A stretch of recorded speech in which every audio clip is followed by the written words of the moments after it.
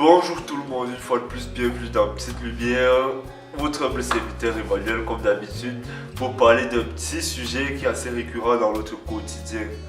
Aujourd'hui, nous allons parler de la jalousie. La jalousie dans quelques domaines, on va surtout aborder la vision divine et le plan de travail, parce que c'est là où c'est le plus souvent fréquent. Commençons tout d'abord avec le verset de l'Ecclésiaste 4, verset 4 qui dit: tout travail et toute habileté dans le travail, c'est que jalousie de l'homme à l'égard de son prochain. Et c'est encore là une vanité et la poursuite du vent. Généralement, on se donne à fond parce qu'on attend de dépasser les autres. On veut dépasser, on veut progresser, on veut faire les choses les premiers. Du coup, quelqu'un a quelque chose de plus, ça crée de la jalousie. Quelqu'un a une ouverture, ça crée de la jalousie. Ça crée des inimitiés, ça crée des querelles parfois. Des gens qui réussissent à se déchirer juste parce que l'autre a progressé et l'autre s'est resté. Et généralement, lorsqu'on parle même de sorcellerie, ici au pays, on parle beaucoup par rapport à la jalousie. Parce qu'une personne a envié l'autre. Parce qu'une personne a en voulu à ce que l'autre a. Du coup, il peut faire les choses pour bloquer, il peut faire oh là là là là, on va pas arriver comme ça. Pourtant, nous devons souhaiter tout le contraire. Lorsque tu vois ta personne progresser, lorsque tu vois une personne qui est en train de connaître son essor, tu dois faire le maximum pour pousser aussi cette personne. Chercher comment est-ce que tu peux aider cette personne. Aime voir ton frère progresser, aime voir ton prochain progresser, aime le voir avancer, sortir de l'obscurité pour la lumière, aime de cette manière-là. N'aie pas honte de te rapprocher de celui qui réussit pour lui demander comment est-ce que tu fais. Je veux aussi connaître comment est-ce que tu as marché, là où tu as eu les difficultés. N'envie pas seulement le bonheur de la personne, envie le passé de la personne, le passé qui était difficile et qui a forgé une personne qui réussit.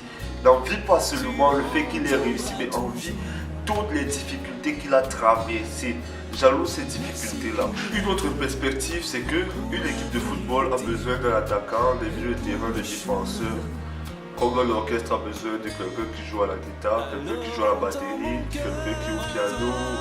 De la même manière que pour faire un film, on a besoin de celui qui tient la caméra, celui qui dirige, celui qui écrit le scénario et tout. De cette même manière, les uns et les autres, on peut être complémentaires. Une personne peut faire quelque chose et l'autre fait une autre et ça fait qu'il y ait une complémentarité. Par conséquent, il faut juste trouver le don de tout un chacun. Chacun trouve le talent qui est en lui. C'est ça, tu peux te rapprocher de ton père pour le trouver. Chacun trouve le talent qui est en lui et ça fera en sorte qu'il puisse y avoir complémentarité et non destruction les uns des autres parce que chacun va occuper un couloir qui n'est pas le sien. Il y a aussi cette question qui revient souvent, on dit Dieu est jaloux. La jalousie de Dieu consiste à trop aimer sa personne qui ne veut pas se séparer d'elle. Il ne veut pas perdre cette personne-là. Par conséquent, il fait tout pour conserver sa personne. C'est ça, sa jalousie. Il y a les livres comme Ézéchiel où on peut entendre parler de la jalousie de Dieu et tout.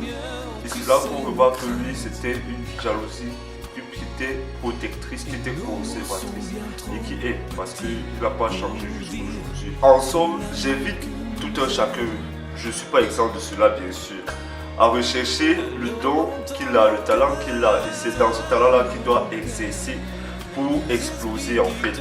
Et ne pas envier, mais plutôt se rapprocher de ceux qui ont réussi et au maximum aider, contribuer à ce qu'ils aient plus.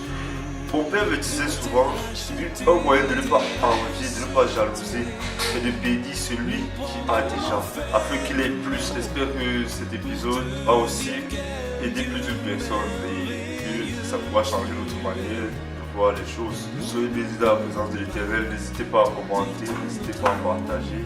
Si vous pensez aussi que ça peut aider une autre personne et poser des questions, laisser des critiques, ça fait toujours plaisir. Allez, dans le nom de Jésus-Christ, soyez bénis. Amen. Alors entends nos cœurs.